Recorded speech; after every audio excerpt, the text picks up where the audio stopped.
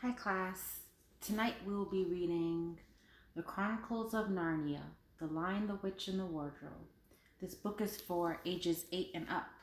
I will begin with the dedication because I think it's really sweet, and it goes like this. My dear Lucy, I wrote this story for you, but when I began it, I had not realized that girls grow quicker than books. As a result, you are already too old for fairy tales, and by the time it is printed and bound, you'll be older still. But someday, you'll be old enough to start reading fairy tales again.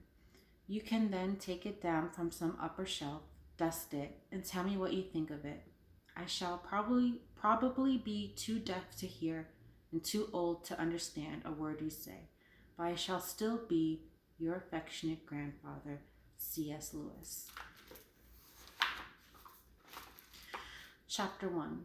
Lucy looks into a wardrobe. Once there were 4 children whose names were Peter, Susan, Edmund, and Lucy.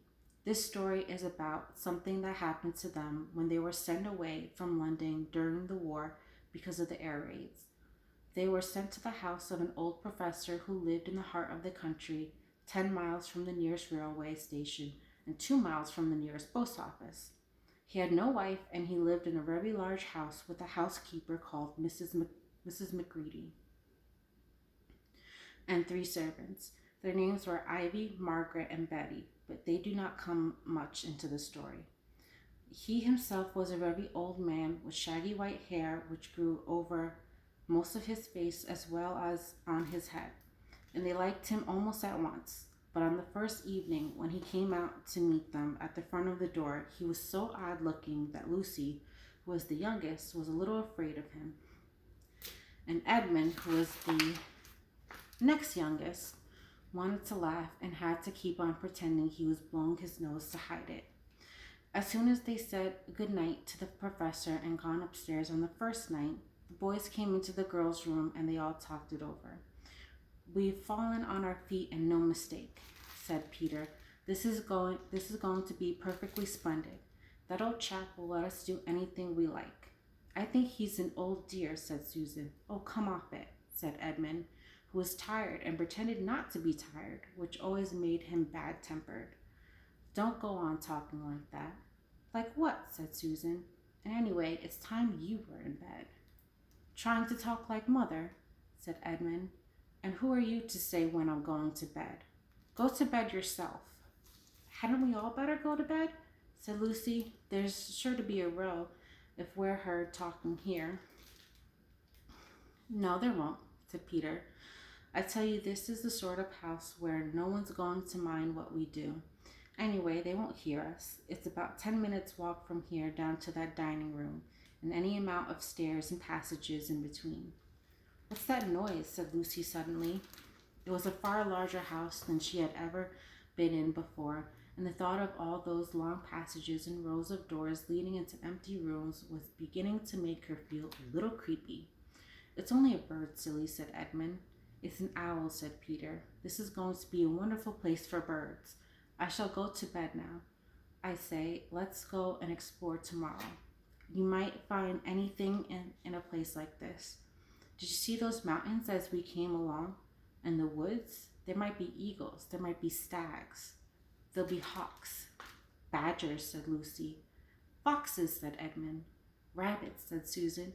But when next morning came, there was a steady rain falling, so thick that when you looked out of the window, you could see neither the mountains nor the woods, nor the stream in the garden. Of course it would be raining, said Edmund.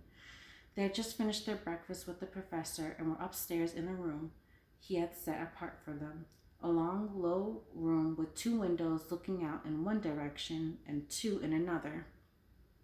Do stop grumbling, Ed, said Susan. 10 to 1, it'll clear up in an hour or so.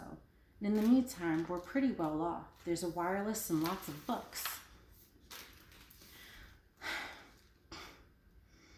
Not for me, said Peter. I'm going to explore in the house. Everyone agreed to this, and that was how the adventures began. It was the sort of house that you never seemed to come to the end of, and it was full of unexpected places. First few doors they tried led only into spare rooms, as everyone had expected that they would. But soon they came to a very long room full of pictures, and there they found a suit of armor, and after that was a room all hung with green, with a harp in one corner. And then came 3 steps down and 5 steps up, and then a kind of little upstairs hall, and a door that led into a balcony, and then a whole series of rooms that led into each other and were lined with books, most of them very old books, and some bigger than a Bible in a church. And shortly after, they looked into a room that was quite empty except for one big wardrobe, the sort that has a looking glass in the door. There was nothing else in the room at all except a dead blue bottle on the windowsill. Nothing there, said Peter, and they all trooped out, all except Lucy. She stayed behind because she thought it would be worthwhile trying the door of the wardrobe, even though she felt almost sure that it would be locked. To her surprise, it opened quite easily, and 2 mothballs dropped out. Looking inside, she saw several coats hanging up, mostly long fur coats. There was nothing Lucy liked so much as the smell and feel of fur. She immediately stepped into the wardrobe and got in among the coats and rubbed her face against them, leaving the door open. Of course, because she knew that it was very foolish to shut oneself into a wardrobe. Soon she went further in and found that there was a second row of coats hanging up behind the first one. It was almost quite dark in there, and she kept her arms stretched out in front of her so as not to bump her face into the back of the wardrobe. She took a step further in, then 2 or 3 steps, always expecting to feel woodwork against the tips of her fingers, but she could not feel it. This must be a simply enormous wardrobe, thought Lucy, going further in and pushing the soft folds of the coats aside to make room for her. Then she noticed there was something crunching under her feet. I wonder, is that more mothballs, she thought, stooping down to feel it with her hand. But instead of feeling the hard, smooth wood of the floor of the wardrobe, she felt something soft and powdery and extremely cold.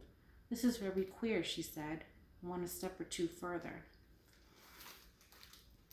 Next moment, she found that she was rubbing against her face and hands was no longer soft fur, but something hard and rough and even prickly. Why, it's just like branches of trees, exclaimed Lucy. And then she saw that there was a light ahead of her, not a few inches away where the back of the wardrobe ought to have been, but a long way off. Something cold and soft was falling on her. A moment later, she found that she was standing in the middle of a wood at night time, with snow under her feet and snowflakes falling through the air. Lucy felt a little frightened, but she felt very inquisitive and excited as well. She looked back over her shoulder, and there, between the dark tree trunks, she could still see the open doorway of the wardrobe and even catch a glimpse of the empty room from which she had set out.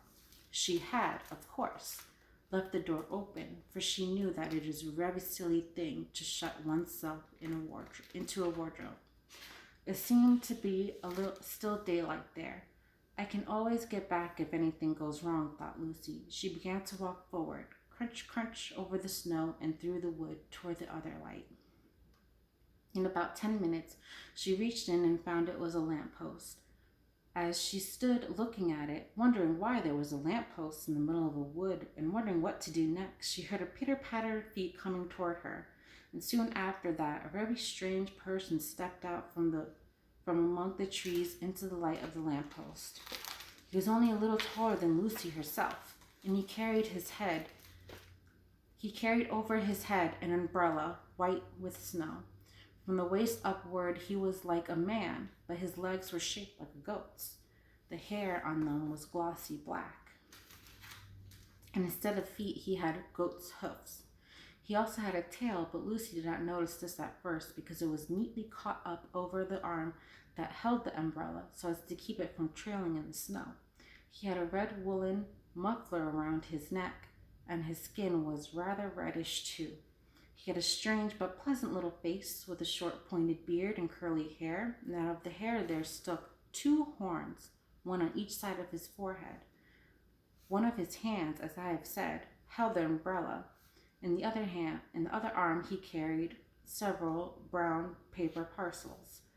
What with the parcels and the snow, it looked just as if he had been doing his Christmas shopping. He was a fawn, and when he saw Lucy, he gave such a start of surprise he dropped all of his parcels. "Goodness gracious me!" exclaimed the fawn. And that ends chapter 1 of The Lion, the Witch, and the Wardrobe. Thank you for listening.